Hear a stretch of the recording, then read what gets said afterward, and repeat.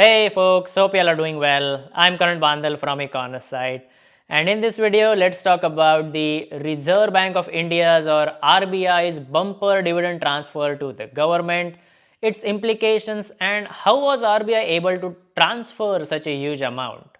So, sometime in mid May of 2024, the Indian government received a big income boost because the RBI announced a dividend transfer of over $25 billion to the government. The expected dividend transfer was only half of that. Now, this income will be realized during the current financial year, which ends in March of 2025. So, the good news is that the government just received some $10 odd billion in income, more than it was expecting for the ongoing financial year, and it has two key implications. First, India's fiscal deficit target for the current financial year will likely be achieved with a little more ease now.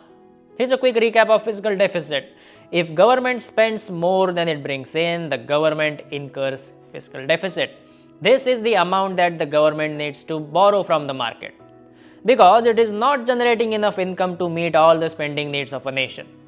Fiscal deficit is usually expressed as a percentage of nation's GDP. For example, India's fiscal deficit for the financial year that ended in March 2024 was roughly $208 billion, or in percentage terms, it was 5.8% of India's GDP. Now look at India's fiscal deficit trend for the last 10 years. Barring crisis situations like recession or a pandemic, most governments aim to lower the fiscal deficits over time. A challenging ask that the Indian government has set for itself is that from financial year 2023 to financial year 2026, that is in 3 short years, they plan to bring fiscal deficit down from 6.4% of the GDP to 4.5%, a sharp reduction in spending. So the bumper dividend from the RBI pushes up the income for the government, which makes it more likely that the fiscal deficit target of 5.1% will be achieved for the ongoing financial year. Keep in mind, India ultimately aims to achieve a fiscal deficit of 3% or lower. And second implication, this government has been spending a lot on building hard infrastructure through elevated capital expenditure. You can clearly see an aggressive upturn in capital expenditure, especially since the COVID years. And if you travel around India, you see it in the form of all the new highways, ports, airports, the Vande Bharat trains, new railway tracks, etc. that are being built. For the ongoing financial year also, the government has planned to spend over $133 billion in capital expenditure. So the higher than expected dividend from the RBI may also mean that the government can raise the capital expenditure beyond the initial set target without blowing up the fiscal deficit. And markets would love that because this kind of spending is good for infra related stocks. Finally, let's talk about how was RBI able to transfer such a large dividend to the government. In other words, how was RBI able to increase its profits so much? RBI's feat is particularly impressive because at a time when some central banks in the advanced economies are reporting losses and negative equity, RBI has generated a bumper profit.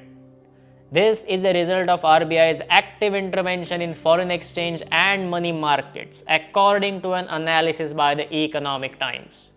The analysis states that to begin with, RBI's risk-free investments have paid handsome returns last year. RBI holds over $450 billion worth of investments in risk-free sovereign securities of developed countries, particularly $250 billion in US Treasury bills that yielded nearly 4% in interest, significantly higher than the last year. That's one source of the RBI's gain in income.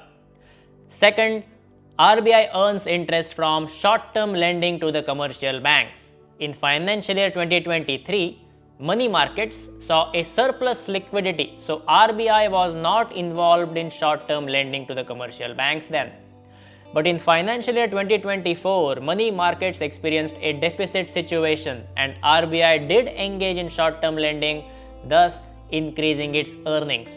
And finally, RBI made significant gains through gross sale of US dollars from its foreign exchange reserves.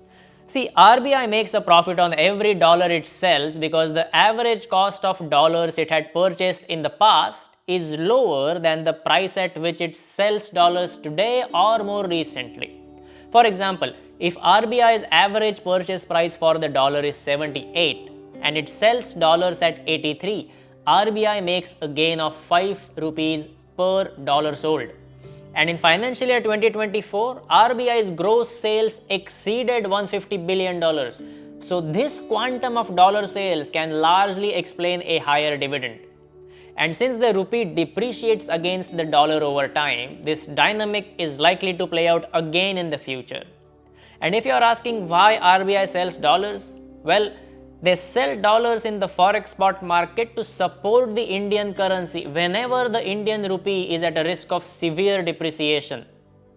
One thing to note though, in financial year 2024, because India registered a surplus in balance of payments, that is, India received more dollars than it sent out, RBI in fact made a net purchase of foreign exchange worth $41 billion.